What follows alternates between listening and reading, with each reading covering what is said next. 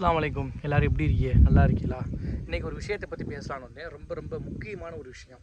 என்ன விஷயம்னா, இந்த விஷயம் வந்து எனக்கு மட்டும்தான் முக்கியம் அப்படின்னு கிடையாது, உங்கள் எல்லாத்துக்கும் முக்கியம். இந்த ஒட்டுமொத்த மனித சமுதாய குலத்திற்கே ரொம்ப முக்கியமான விஷயமாக பார்க்கப்படும். அது என்ன விஷயம்னா, discipline. Discipline is very very more important for all of you. ஓகேவா? அப்போ ஒழுக்கம் வந்து எந்த அளவுக்கு முக்கியமாக இந்த உலகத்தில் வகிக்குது. அப்போ ஒழுக்கம்னா என்ன? இப்போ நம்ம நிறைய பெற்றோர்களாக இருக்கட்டும், ஆசிரியர்களாக இருக்கட்டும், நம்ம குழந்தைகள் என்ன பண்ணுறோம்? ஒழுக்கமாயிரி, ஒழுங்கின மாணவனாக இருக்காத, ஒழுக்கமாயிரின்னு என்ன செய்கிறோம்? நம்ம திட்டுறோம், அந்த குழந்தைகளை சொல்கிறோம். இப்போ ஒழுக்கத்தோடு உள்ள மாணவனாக அறிஞ்சிடும். அப்போ நம்ம ஒழுக்கமாயிரின்னு சொல்கிறோம். ஒழுக்கம்னா என்னன்னு சொல்கிறோமா குழந்தைகளுக்கு? அப்போ ஒழுக்கம்னா என்ன? என்கிட்ட ஒரு மாணவன் கேட்குறான், சார் என்னை வந்து ஒழுக்கமாக இருக்குன்னு சொல்கிறாங்க, ஆனால் அந்த ஒழுக்கம்னா எனக்கு என்னன்னே தெரில, நான் அந்த ஒழுக்கத்தை நான் பார்த்ததும் இல்லை, அது எப்படி சார் இருக்கும் அப்படின்னு கேட்குறேன். அப்போ மாணவர்களுக்கு ஒழுக்கமாக இருக்கணும்னு போதிக்கிற நம்ம ஒழுக்கத்தை போதிக்க மறக்கிறோம். அப்போ ஒழுக்கம்னா என்ன நினச்சிக்கணும்? அவனுக்கு முதல்ல போதிக்கணும். அப்போ ஒழுக்கம்னா என்ன? கன்சிஸ்டன்சி.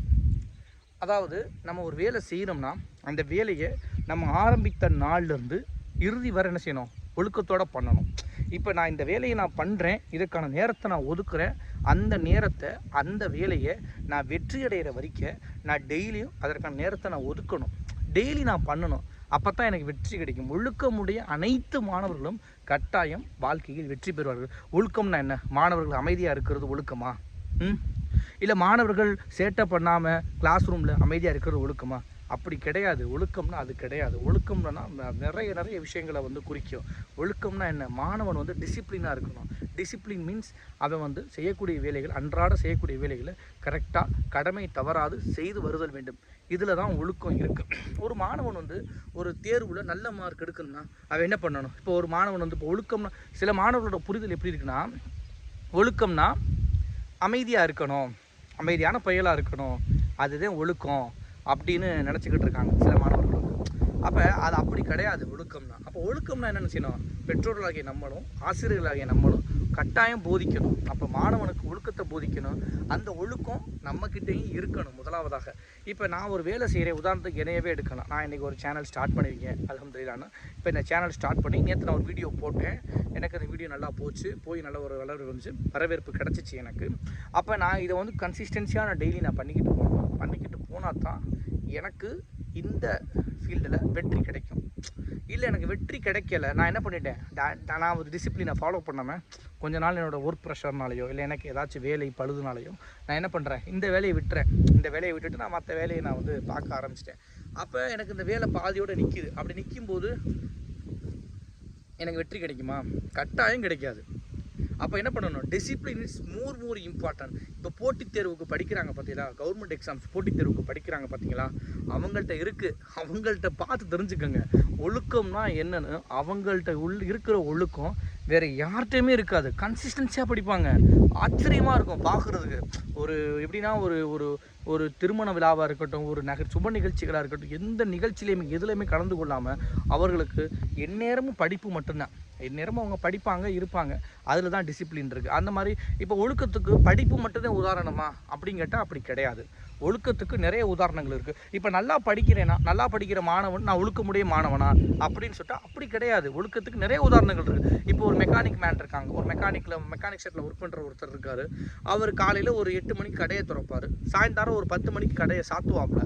இடையில வரக்கூடிய வண்டிகளை எல்லாம் வேலை பார்ப்பார், பழுது நீக்குவார். சரியா? அவர் வேலையை தெளிவாகவும் திறம்படவும் பண்ணுவார். இப்போ இப்படியே அவர் வேலை பார்த்துக்கிட்டே வரும்போது அவர்கிட்ட வந்து டிசிப்ளின் இருக்குது. காலை 8 மணிக்கு கடை ஓப்பன் 8 மணிக்கு அவர் ஓப்பன் பண்ணுவார். இன்றைக்கி 8 மணி, நாளைக்கு 10 மணி, நாளான்னைக்கு 12 மணி, இப்படி ஓப்பன் பண்ணாலும் அவருக்கு கஸ்டமர்ஸுக்கு கிடைக்காது. புரியுதுங்களா? அப்படிங்கிறப்ப அப்போ ஒழுக்கம் வந்து எல்லா விஷயத்துலையும் இருக்குது. நீங்கள் ஒழுக்கத்தோட ஒரு விஷயத்தை செஞ்சுட்டு வரும்போது கண்டிப்பாக வாழ்க்கையில் வெற்றி கட்டாயம் உண்டு. நீங்கள் ஒழுக்கத்தை படிப்போட ஒப்பிடாதீங்க. படிப்பிற்கும் ஒழுக்கத்திற்கும் நிறைய வேறுபாடுகள் உண்டு. நீங்கள் எந்த துறையை வேணாலும் தேர்ந்தெடுங்க, அந்த துறையில் ஒழுக்கமாக செயல்படுங்க, டிசிப்ளினாக செயல்படுங்க. டெய்லி நான் ஒரு துறையை தேர்ந்தெடுத்துட்டேன், இந்த துறையில் நான் வெற்றி அடையணும் அப்படின்னா அதற்கான வெற்றி கிடைக்கிற வரை தோல்வியோ வெற்றியோ அதை பற்றி நான் கவலைப்பட மாட்டேன். எனக்கு தேவை வெற்றி. அப்போ அது கிடைக்கிற வரைக்கும் நான் என்ன பண்ணுவேன்? போராடுவேன். அந்த வெற்றி எனக்கு 50 வயசில் கிடைக்கலாம், 60 வயசில் கிடைக்கலாம், இல்லை 20 வயசில் கிடைக்கலாம், இல்லை 25 வயசில் கிடைக்கலாம். அதை பற்றி எனக்கு கவலை இல்லை. நான் அந்த துறையில் வந்துட்டேன்டா, நான் ஜெயிப்பேன். அந்த துறையில் நின்று ஜெயிச்சு காட்டுவேன். அப்படின்னு ஒழுக்கத்தோட அந்த துறையில் கண்டிப்பாக பயணிச்சுட்டே வாங்க. யார் என்ன சொன்னாலும் காதில் வாங்கிக்காதீங்க. உங்கள்கிட்ட ஒழுக்கம் இருந்துச்சுன்னா நீங்கள் கண்டிப்பாக அந்த துறையில் ஜெயிப்பீங்க. அந்த துறைக்கு நீங்கள் உண்மையாயிருங்க. அந்த துறைக்கான ஒழுக்கத்தை நீங்கள் கொடுங்க. மற்றவங்க சொல்லுவாங்க, 1000 சொல்லுவாங்க, இது வேஸ்ட்டுப்பா, இது வேணாம், இது என்னப்பா, விட்டுட்டு வேறு ஃபீல்டு போ, அப்புறம் அந்த ஃபீல்டில் போய் ஒரு 10 வருஷம் வேலை பார்ப்பீங்க, இது வேணாப்பா, அது என்னப்பா போட்டுக்கிட்டு ஒன்றும் வரலப்பா, வேறு ஃபீல்டு வாப்பா அப்படிமா. இப்படியே கடைசி வரைக்கும் நம்ம ஒவ்வொரு ஃபீல்டை மாற்றி போய் நம்ம ஃபீல்ட் அவுட் ஆகிறது தான் மிச்சமாக இருக்கும். ஓகேவா? ஸோ நீங்கள் எதை பற்றியும் கவலைப்படாதீங்க, ஒழுக்கத்தோடு செயல்படுங்க. நீங்கள் எந்த துறையை வேணால் சூஸ் பண்ணுங்கள், எந்த வயசில் வேணாலும் சூஸ் பண்ணுங்கள்.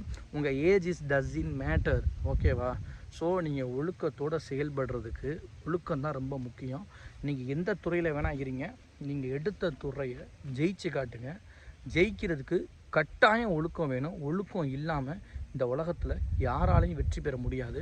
அப்போ டிசிப்ளின்ஸ் மோர் இம்பார்ட்டன்ட். அப்போ இந்த ஒழுக்கத்தை நம்ம எப்படி போதிக்க போகிறோம், அது நம்ம குழந்தைகளுக்கு நம்ம திறம்பட சொல்லி கொடுக்கணும்.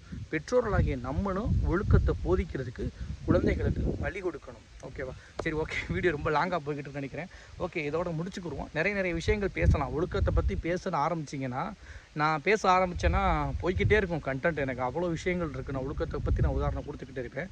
ஓகே, போதுமான உதாரணங்கள் கொடுத்துட்டேன், போதுமான விஷயங்களை சொல்லிட்டேன், போதுமான விஷயங்களை நான் உங்களுக்கு பகிர்ந்துட்டேன். ஓகே, இன்ஷா அல்லாஹ் எவ்ரிதிங் வில் பி ஃபைன். எல்லாருமே ஒழுக்கத்தோடு இருங்க. நீங்கள் தேர்ந்தெடுத்த துறையை மென்மேலும் அந்த துறையில் ஒழுக்கத்தோடு பயணித்து அந்த துறையில் எல்லோரும் இன்ஷா அல்லாஹ் வெற்றி பெறணும். நானும் வெற்றி பெறணும். எனக்கும் துவா செய்யுங்க, நீங்களும் துவா பண்ணுங்கள், நானும் துவா பண்ணுறேன். இன்ஷா அல்லாஹ் அப்துஸ் வாய்ஸ் சேனலை ஃபாலோ பண்ணுங்கள், சப்ஸ்கிரைப் பண்ணுங்கள், கமெண்ட் பண்ணுங்கள், எல்லாமே பண்ணுங்கள். உங்களுடைய ஷேரிங்கில், உங்களுடைய வாட்ஸ்அப் ஸ்டேட்டஸ் எல்லாத்துலேயுமே போடுங்க. இன்ஷா அல்லாஹ் என்னோட சேர்ந்து நீங்களும் பயணிக்க போகிறீங்க. இந்த சேனலோட வெற்றி ஒட்டுமொத்த நம்மளுடைய சமுதாய வெற்றியாக இருக்கணும். நம்முடைய தமிழின சமுதாயத்திற்காகவும் நம்முடைய வெற்றியாகவும் இந்த சேனல் இருக்க போகுது. ஓகே, அப்துஸ் வாய்ஸ் சேனலை ஃபாலோ பண்ணுங்கள், சப்ஸ்கிரைப் பண்ணுங்கள், கமெண்ட் பண்ணுங்கள், ஷேர் பண்ணுங்கள், எல்லாம் பண்ணுங்கள். Everything will be fine. அஸ்ஸலாமு அலைக்கும் வரஹ்மத்துல்லாஹி வ தஆலா வ பரகாத்துஹு.